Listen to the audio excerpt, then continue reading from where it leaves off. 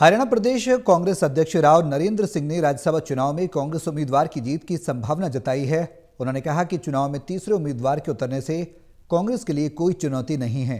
नायब सरकार द्वारा पेश किए गए बजट को कांग्रेस अध्यक्ष ने उम्मीदों के उलट बताया है। उन्होंने खासतौर पर सामाजिक सुरक्षा को लेकर सरकार के फैसलों पर सवाल उठाए। तीसरे उम्मीदवार के चुनाव में मैदान में आने को कांग्रेस कैसे देखती है, इस बारे में हरियाणा प्रदेश कांग्रेस अध्यक्ष राव नरेंद्र सिंह से खास बातचीत की है। चंडीगढ़ से टोटल टीवी के एसोसिएट एडिटर अनिल कुमार ने।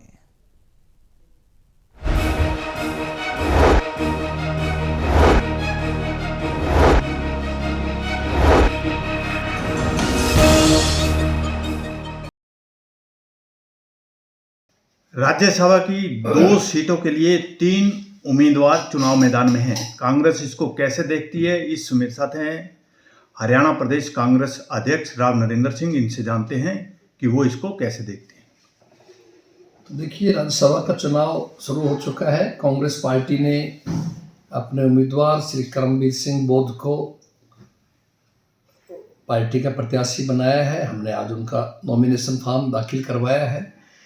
सबसे पहले तो मैं अपने पार्टी के हाईकमान का, आदरणीय राहुल गांधी जी का, आदरणीय खड़गे साहब का और पार्टी के तमाम वरिष्ठ नेताओं का आभार प्रकट करता हूं, धन्यवाद करता हूं कि उन्होंने आम जनता में से लेकर के चयन किया है।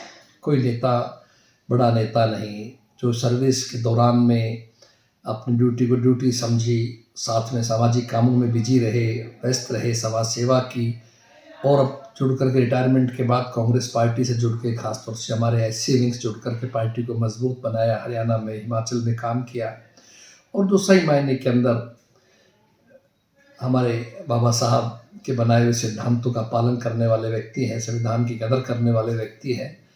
ऐसे व्यक्ति को प्रत्याशी बना करके भेजा है। हम लोगों की इच्छा के ऊपर हमारी सबकी मांग थी, हरियाणा वासियों की, कैसे ही व्यक्ति को मिलना चाहिए ताकि आम जनता के अंदर एक संदेश जाए। और उसके बाद से प्रदेश से सैकड़ों हजारों टेलीफोन मेरे पास आए हैं और सभी इस बात पे बड़े खुशी प्रकट किया है। सभी हमारे 37 विधायक साथियों ने पार्टी हाईकमान का आभार प्रकट किया है कि एक उचित व्यक्ति को, सही व्यक्ति को, और एक आम गरीब परिवार से निकल के आए एससी दलित समाज के भाई को हमारे बीच भेजा है।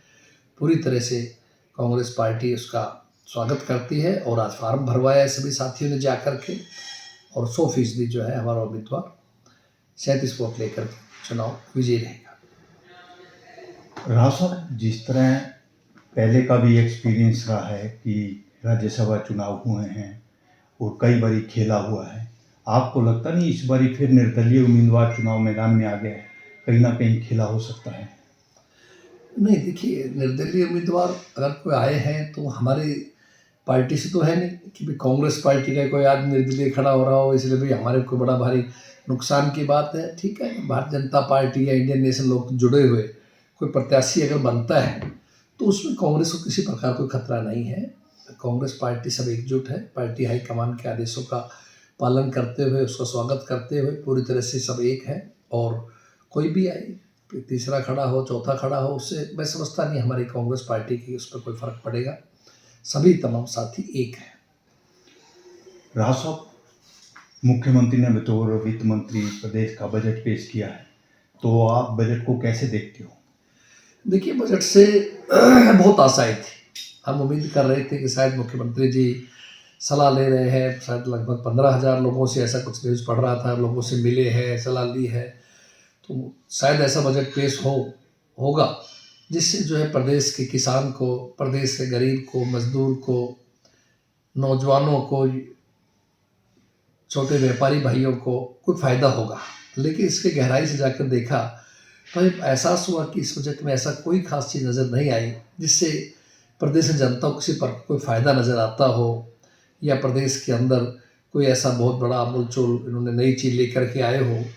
बल्कि सही मायने के अंदर जब हम अध्ययन कर रहे थे, उसको देख रहे थे, तो मुझे एहसास होता है कि सामाजिक सुरक्षा जैसा महत्वपूर्ण मुद्दा जो है, जहाँ बुजुर्गों का मान सम्मान की बात है, या विधवाओं को, अपंगों को, खासतौर से दिव्यांग भाइयों को जो पेंशन्स की बात थी और कि उसमें मुझे, और लाडो लक्ष्मी योजना है, इनमें गड़बड़ झाला लगता है कि भाई इतना नहीं लग पाता कि ये लोग बजट के हिसाब से पहले से बजट इन्होंने और कम किया है, कैसे ये सब चीज़ लोग कर पाएंगे आने वाले समय के अंदर पता लगेगा इस बात का, और किस तरह से प्रदेश में बढ़ती हुई बेरोजगारी को ये लोग कम कर पाएंगे। कानून व्यवस्था का जो बहुत बुरा हाल है प्रदेश में, कभी हरियाणा एक नंबर पर हुआ करता था, बाहर के प्रदेशों के लोग हरियाणा में सुरक्षित जीवन जीने के लिए हरियाणा को चयन करते थे, आज हरियाणा से लोग भाग रहे हैं, धमकियाँ मिल रही हैं, गैंग ऑर्गेनाइज तरीके से काम कर रहे हैं, उद्योगों का पलायन हो रहा है, बाहर जा रहे हैं। तो सब चीज़ें साबित करती है कि प्रदेश की भाजपा सरकार जैसे नायब सैनी जी की सरकार ने जो बजट पेश किया है,